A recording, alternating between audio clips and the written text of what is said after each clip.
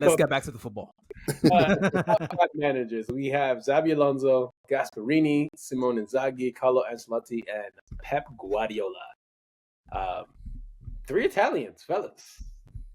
They cook at the tactics. Yeah. I think it's long standing that Italian coaches have been kind of the standard bearers for a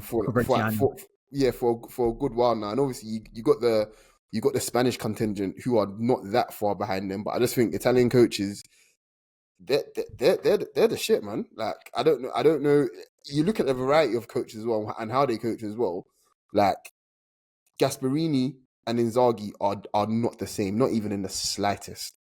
There's nothing similar about them other than the fact that they play free at the back. At the back and their teams wear black and blue, but otherwise the rotations are different. You know, like everything's different. It's what makes Serie A so interesting to watch every week. You know, because every manager has very clear ideas about what they want to do, and it's nice that the very elite also reflects the fact that Italians are very innovative.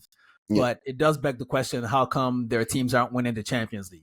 How come their players aren't really dominating the transfer market? It's a very interesting phenomenon that they're at the coaching level, they're elite, but at the player level, it's a little shakier. You know? Maybe they need to cook out more pasta. I don't know. Yeah, you can't go wrong with more carbs, baby. More carbs. You know what's crazy? Inzaghi had Mkhitaryan as a center back for one phase of the game the other day, and I was just like, "You're a sick man." That's the thing. If you watch enough Inter, that's not anything out of the ordinary. No, it's not. But I'm just saying that he's a sick man. That's all I'm saying. I think just on that tactic in general, I just think Inzaghi's very much okay with, if I can get the ball from our half to your half in one pass, and I don't have to disorganize my team to do that. We're going to do that basically. So you can imagine Mkhitaryan sees a pass into Thuram or what's his name? Lautaro with the shit haircut. Sorry, yeah. Kind of thing. If they get a goal out of that, he's fine because he's still got his defensive shape.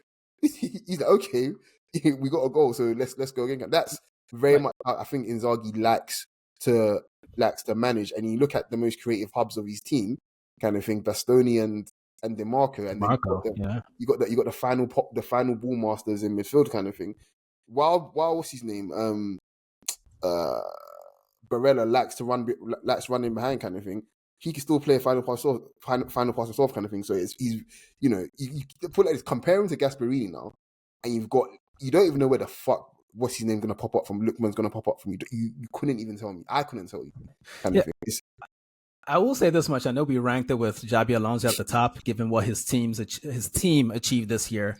But I will say of these 5 managers that we've looked at, and if we actually expand the consideration period over, say, 3 years, 5 years, I'll say Inzaghi's system seems to be the most durable one because he's been doing this for a while, and no one has really figured out a way to, sort of stop it, if that makes any sense. I'd say the closest we've come to it is, Pep and Arteta both essentially locking Inter into their halves for games, for full games, but still not winning the game.